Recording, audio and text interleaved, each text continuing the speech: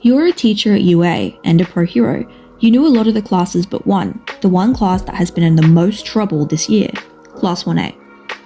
Principal Nezu assigned you to join Aizawa and his class on a field trip to make the kids feel more safe. Of course, you said yes. Your quirk would be useful if fighting broke out, since that's what you were practically made for.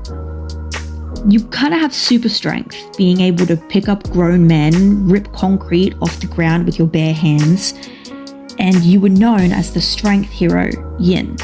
You liked your name being your hero name, mainly because when you were in UA yourself, you couldn't think of anything. You got to Class 1A dorms where the bus was going to pick everyone up and saw Aizawa and the students were already outside waiting. The students were talking and Aizawa was keeping an eye on them. You ran up to Aizawa excitedly. It has been a long time since you were able to talk to him. Aizawa, hey! Aizawa turned to you. Oh, Yin. Hi, it's been a while. How's hero work been? Aizawa asked, still keeping a quick eye on his students. I also work as a teacher, you know, so I haven't been doing much hero work, aside from the usual cleanup.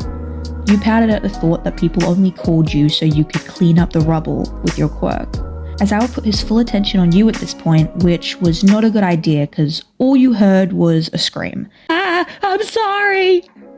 Aizawa and you turned to look at the kids who was running around.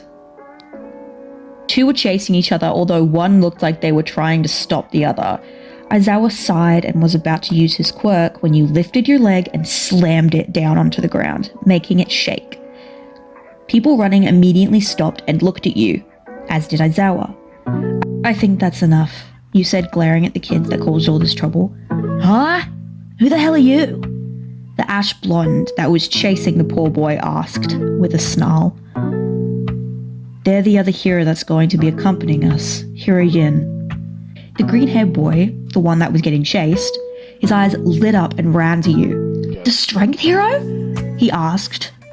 You swore his eyes were sparkling. Yep, that's me.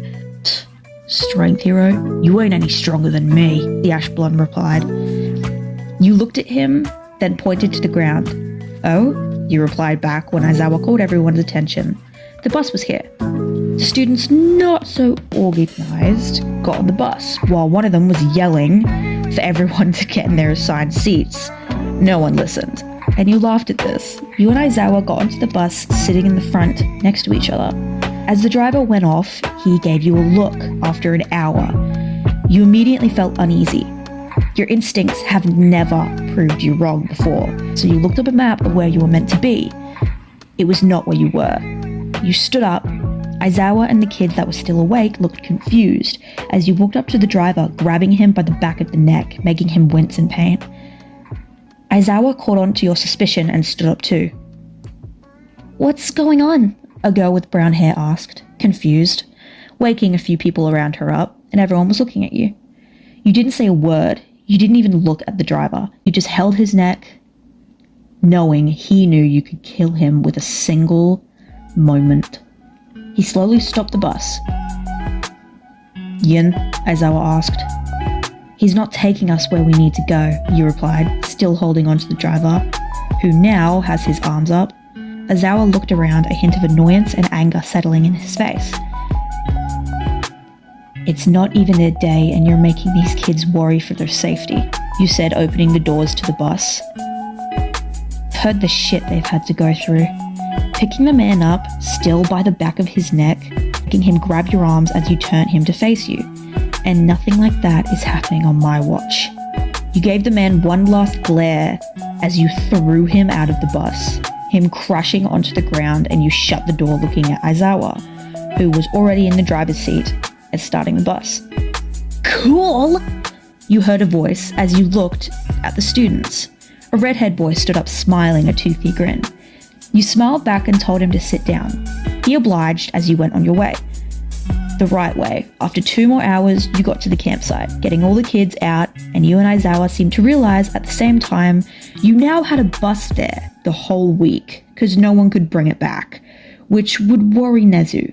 So Aizawa went to call him. As you got the kids set up, you showed the boys where the boys were supposed to go and the girls, showers and everything else. It was a long day of getting everything ready. The students decided to make a campfire. They sat around, singing and laughing. You smiled at them and then spotted Aizawa also smiling. You walked over to him. "You're getting attached," you said with a smirk, nudging Aizawa with your elbow. As he looked at you with a sigh, you laughed. "You're not denying it." "Shut up," Aizawa says, looking away from you as you giggle at him. "They started making fun of me. I told them to shut up and looked away when they started giggling. I let their giggle." Aizawa covers his mouth with his scarf and smiles. Day 1 of camp seemed to have gone pretty freaking well. We do have 6 more days though, so